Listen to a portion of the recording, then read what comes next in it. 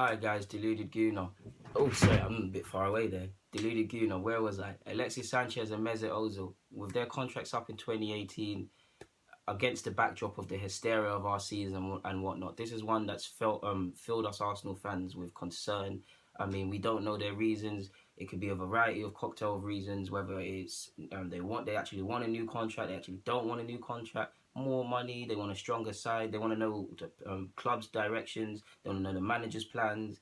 They could just be playing coy and having every intention to sign. We don't know. We don't know their reasons. I mean, one minute it looks like Alexis is staying and Ozil was going, then vice versa. Then it looks like both are staying. You've constantly seen Ozil's agent come out and talk about it depends on Wenger staying, talk about the media, etc., etc. Alexis' agent talking about the need to compete for silverware and feel at home. So it's 50-50 and one of genuine concern. As an Arsenal fan who, when we have been in worse positions, has seen players we've needed more leave, the likes of Henry, and players I've quite frankly held in higher regard, the likes of Henry, Cess, Van Persie, I don't know if I said him already, but Ashley Cole, etc., etc. When we've been in worse positions, like I said. So on that front, of course it will hurt seeing Alexis leave. I mean, it's hard not to fall in love with. I was at his Premier League debut. It's hard not to fall in love with his hard working nature, his can do attitude. You saw how infectious it rubbed off on the rest of the players, and it gave us a big lift. Ozil's polarized opinion, but for me, he's been brilliant for the large part. And it's just nice having two world class players. So on that basis, of course, it will hurt. They would leave, and I respect their decisions. But like I said earlier, I've seen players in better positions when our club has been worse leave. So it'll just be another day. To be honest, it will hurt, but it'll just be another day. What fills me with more concern is knowing my club. I'm not going to say they won't replace them, but I can't say I could be filled with hope of suitable replacements. I say this because all you have to do is look at the backdrop that we signed these two players. Alexis was forced out of Barcelona because they wanted funds. The same goes for Real Madrid or whatever. We signed them, fair play to our board and the manager. We acted quickly and signed two high quality players, and if we keep that tactic up, well done to us. But that sort of marquee player, 9 times out of 10, you have to make them available. You have to be aggressive in the transfer market.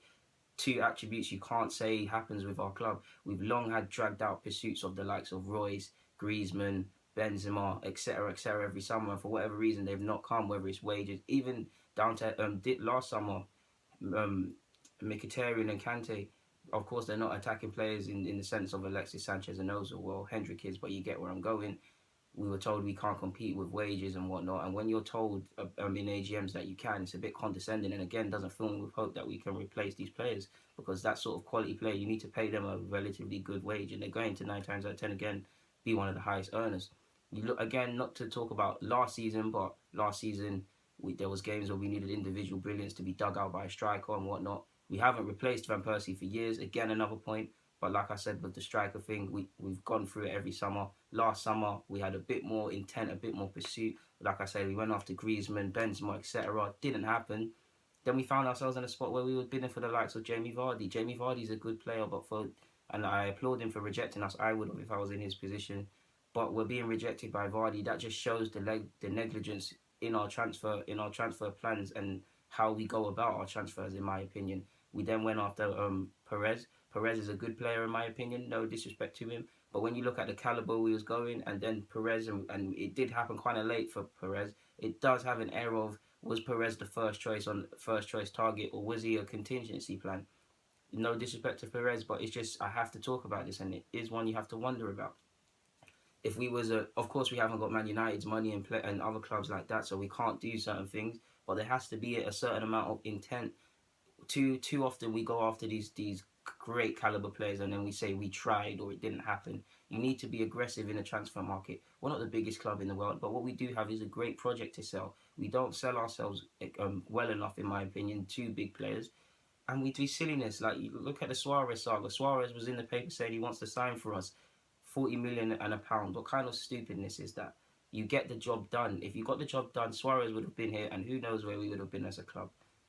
Them sort of signings, that Suarez point just highlights you have to get things done. You have to be serious. You have to be aggressive in the transfer market. Attributes, again, that can't link to our club. So it's Deluded Gooner signing out, guys. If Alexis and Sanchez leave, of course it will hurt.